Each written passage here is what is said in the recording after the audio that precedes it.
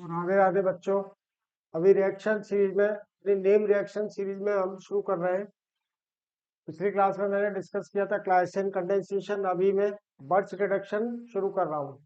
ये वाला जो रिएक्शन है वो बेसिकली दोनों में है, मतलब क्लास 11 सिलेबस में भी कह सकते हैं और क्लास 12th में भी। अब देखो यहाँ पर जो सबस्ट्रेट होगा बेसिकली, कि सबस्ट्रेट की बात करें कि सबस्ट्रेट जो होगा बेंजीन और इट्स डेरिवेटिव्स। इट्स डेरिवेटिव मतलब बेंजीन में कोई भी डिफरेंट सब्स्टिट्यूएंट लगा हुआ है, कोई दूसरा सब्स्टिट्यूएंट लगा हुआ है। और जो रिएजेंट होगा वो क्या रहेगा यहाँ पर, एल्कली मेटल्स। लिथियम ले लीजिए, पोटेशियम ले लिया और सोडियम इन लिक्विड अमोनिया। जो NH3 है वो क्या काम कर रहा है यहाँ पर, सॉल्वेंट का काम कर रहा है। और इसके अलावा ETOH, ये हमारे पास में यहाँ पर रिएजेंट है। तो अब देखें, अगर इसका मैकेनिज्म हम देखते हैं कि ये मैकेनिज्म देख लो।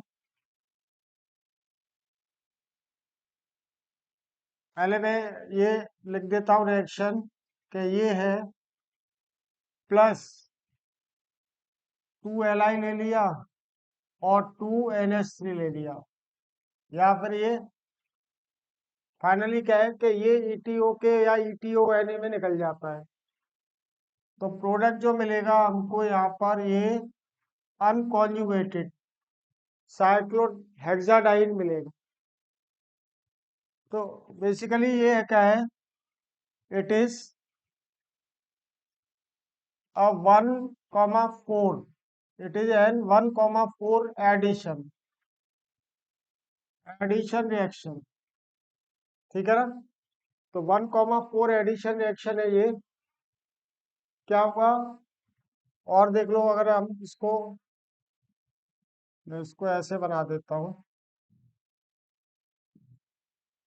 कि ये जो डबल बॉन्ड है, एक डबल बॉन्ड रिड्यूस हो गया। मान लो ये वाला रिड्यूस हुआ, लेकिन हो क्या रहा है कि कॉन्जुगेटेड डाइन नहीं मिलके क्या मिल रहा है हमको, आइसोलेटेड एल्काडाइन मिल रहा है, साइक्लोहेक्साडाइन। तो ये इसमें बेंजीन का रिडक्शन हो रहा है या कोई भी बेंजीन का डेरिवेटिव है। अब अगर हम रिएक्शन मैकेनिज्म की बात करते हैं, तो रिएक्शन मैकेनिज्म में देख लो कि this is reaction mechanism. Reaction mechanism, ये मैकेनिज्म।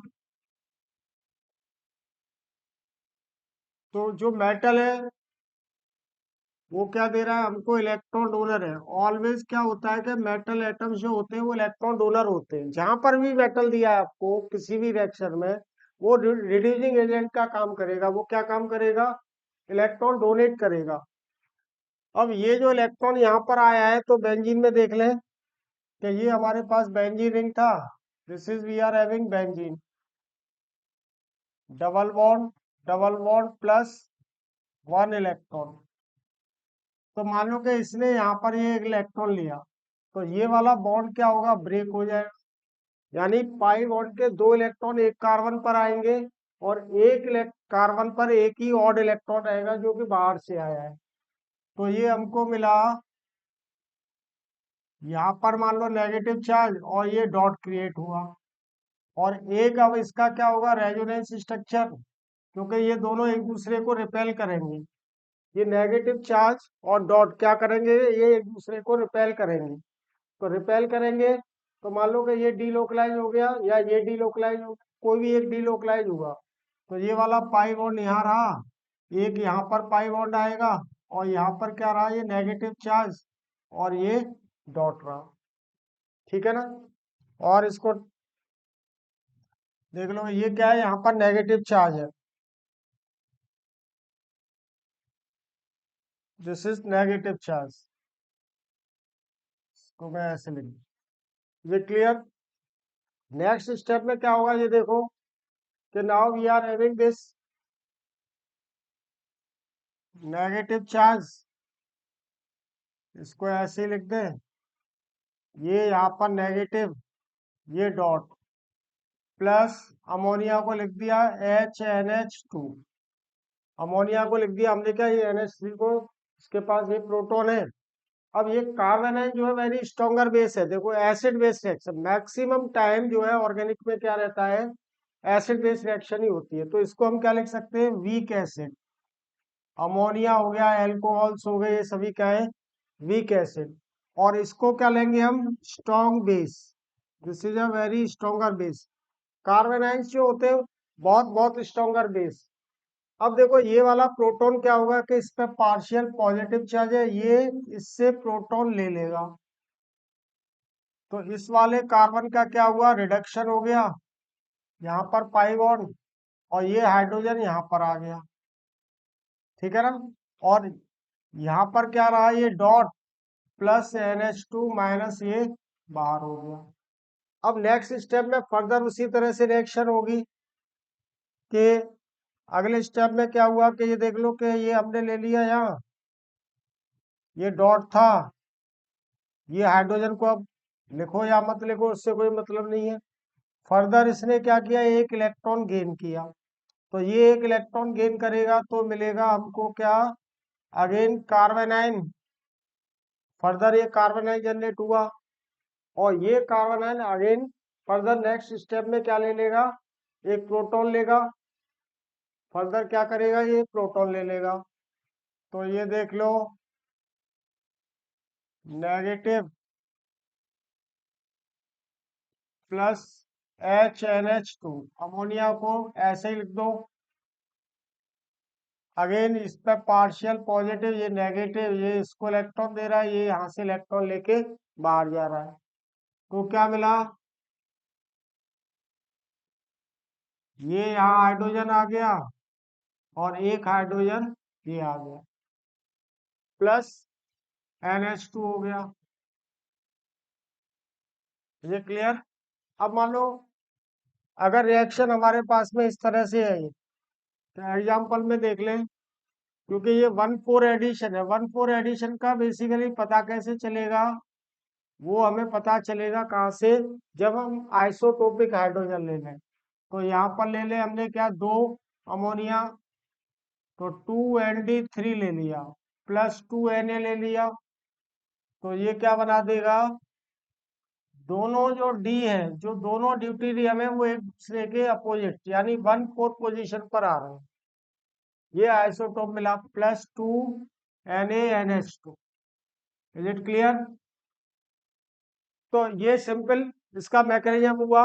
अब देखो, अगर मान लो कि इसमें कोई डिफरेंट सब्स्टिट्यूएंट लगा हुआ है, अगर डिफरेंट सब्स्टिट्यूएंट यहाँ पर है, तो और एग्जांपल देख लें कि दिस इज OMe लगा हुआ है, और ये आपको ऐसे सवाल में दे देगा क्या, कि यहाँ पर दे दिया, मान लो आपको lithium liquid NH3 and C2H5OH दे दिया, तो अब 1,4 एडिशन तो होगा ही, रिडक्शन जो होगा वो हमें अनकॉन्जुगेटेड, अनकॉन्जुगेटेड क्या मिलेगा, एल्काडाइन। लेकिन अनकॉन्जुगेशन जो होगा इसमें वो क्या रहेगा, ऑलवेज OMe। OMe क्या, इलेक्ट्रॉन रिलीजिंग, तो ये डबल बॉन्ड इसी वाले कार्बन पर रहे। OMe क्या है, ये इलेक्ट्रॉन रिलीजिंग ग्रुप है, इलेक्ट्रॉन रिच है। इलेक्ट्रॉन रिच में क्या होगा, ऑलवेज 1,4 एडिशन इस तरह से होगा। सपोज करो कि ये वाला जो है कोई इलेक्ट्रॉन विड्रॉइंग ग्रुप लगा हुआ है, जैसे यहाँ पर मान लो ये COH लगा हुआ है, इसको ले लिया हमने Na लिक्विड NH3, ओके ना। अब ये वाला जो होगा, ये देख लो कि यहाँ पर ये C2H5OH दिया हुआ है, ये आपको दिया हुआ रहेगा रिएजेंट, तो इसमें जो रिडक्शन होगा वो थोड़ा अलग तरह से रहेगा, कि दिस इज COOH। अब ये वाले पाई बॉन्ड इससे दूर रहेंगे, अगर इलेक्ट्रॉन विड्रॉइंग ग्रुप रहेगा तब ये दोनों इससे दूर रहेंगे, इलेक्ट्रॉन रिच ग्रुप रहेगा तो या CH3 लगा हुआ है, C2H5 लगा हुआ है, कुछ भी लगा हुआ है। तो इस तरह के एग्जाम्पल यहाँ पे पूछ सकता है सवाल में कि बर्च रिडक्शन पे OMe लगा देगा यानी इलेक्ट्रॉन रिच, तब तो इस तरह का रिडक्शन प्रोडक्ट मिला। और अगर ये ऐसे लगा देगा तो ये वाला प्रोडक्ट। ठीक है ना? तो चलो, ओके, बाय टू एवरीबॉडी, जय हिंद।